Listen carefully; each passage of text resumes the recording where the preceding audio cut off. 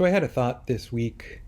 Um, I've been Buddhist for over 25 years. A couple of episodes ago, I talked about my 25th anniversary of moving out to Berkeley, but the process had begun around 5 years before that, and I searched around.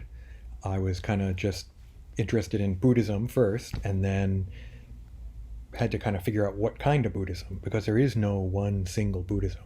Ever since the beginning, Shakyamuni taught different people different things according to what they needed.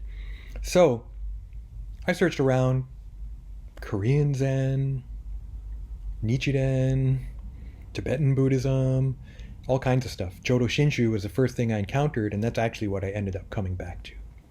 So a lot of the times, I really feel like I am a Jodo Shinshu Buddhist. I don't perform practices of other schools. I'm not really comfortable doing that. I really feel like Jodo Shinshu is the path for me, that Amida Buddha found me as much as I found Amida Buddha. And yet, I'm open to other schools. Anyone else, I would never think that everyone has to be Jodo Shinshu. I think everyone finds their own path. But for myself, I'm definitely Jodo Shinshu. And yet, the other day, for whatever reason, I was just thinking, and I always have thoughts going around in my head, thinking about different stuff, and just as quickly think about something else and then this or whatever. But one thing that popped into my head was I feel like I'm also a Middle Way Buddhist, whatever that means. There's no Middle Way school necessarily. I mean, you could look at Madhyamaka, might kind of declare itself in that way, but when they say Middle Way, they mean emptiness, right? So I love emptiness, but I don't feel like my path is to try and put emptiness into practice. When I say Middle Way Buddhist, it's more thinking of how I just find the middle way makes so much sense with so many different things. And basically, middle way, one place it comes from is from Shakyamuni Buddha's life story and how he grew up as a prince. So all he knew was pleasure early on, and then rejected that and went to the other extreme, kind of spoiler alert, but the other extreme of extreme asceticism, self-denial. And then when he sat down under the Bodhi tree and realized, whoa, those were both extremes, I've awoken to the middle, right? The middle way. And that was part of his awakening, part of his enlightenment.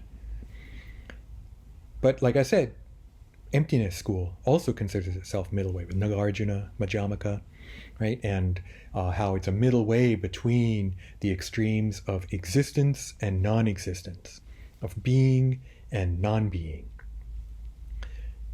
Things don't absolutely exist. Nothing exists in and of itself. But also, it's not that nothing exists. It's not nihilistic either. So there's a middle way between those, and emptiness is one explanation of that, right? That things are constantly changing. It's related to interconnectedness and change. Nothing exists in and of itself, okay? But things do have some kind of existence in the context of other things. Now, one of the things I've been thinking about this past year or two is this idea of Buddhist values. And one thing I thought of last night that I think is not a Buddhist value is indulgence, right? To indulge in something.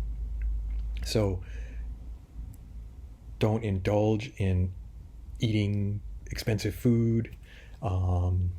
Don't indulge. Well, indulgence kind of, the word itself, right? There's overindulgence, and yet the word of indulgence itself, I think, has kind of negative connotations, right? So doesn't that seem like, yeah, a Buddhist value would be to not indulge in something. But isn't it okay to indulge in like dessert or something now and again, right? In moderation.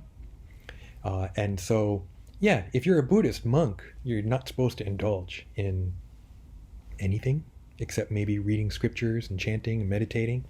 I don't know, right? I'm not a Buddhist monk. Well, I'm a Jodo Shinshu monk, right? In Jodo Shinshu, to say don't indulge I think is too much. That why not? What are you? What are you trying to achieve enlightenment? Are you trying to be perfect? But it also wouldn't say, yeah, indulge in whatever you want, overindulge, go ahead. That's not it either, right? And so to me, Jodo Shinshu is really middle way, right? That don't set these strict rules of don't do this, don't do that. But as soon as you say that, it sounds like you're saying, okay, do it. But that could imply do it as much as you want. And it's not that either. It's between those two extremes, right? And so maybe I do indulge in something, and maybe I overindulge in it. Living and pursuing things like that, desires, right, is part of the path. Now, if I am overindulging to the point when it's harming myself, maybe harming someone else, hopefully I'll realize it. Maybe I won't, or maybe I realize it and ignore that voice, but when I do finally realize it, I can see maybe it's not me that stopped indulging or realized that. It's Amida Buddha telling me, calling to me. And when I realize that, oh, yeah, it's too much. I got to pull back, right? And Namo Amida Butsu. So there's other examples, the two rivers and the white path. I like to think of that white path as maybe a middle way. And it's a white path between these two rivers of fire and water, anger and desire. And they're constantly overlapping the path, and yet continue walking the path. So, constantly swinging towards one extreme or the other, but trying not to stay there. Right? Trying to walk a middle way. Now, when I think of good examples of middle way, I gotta write them down or something, because it happens all the time. But when I try to write something or do a video, I can never think of them, right? But basically, that's where I see myself as kind of a middle way Buddhist. And this doctrine of the middle way, this idea of the middle way that comes from Shakyamuni, comes from the Buddhist tradition, right? It informs my Shin Buddhism, right? Informs my life as a Shin practitioner, reciting the Nembutsu and reflecting on my life. So I'll be talking about this this Sunday. We're doing our Ohigan service at Oakland, and I think some middle way might come in there. So if you want to check that out, please do. Otherwise, please hit the like button, subscribe, and we'll see you again soon.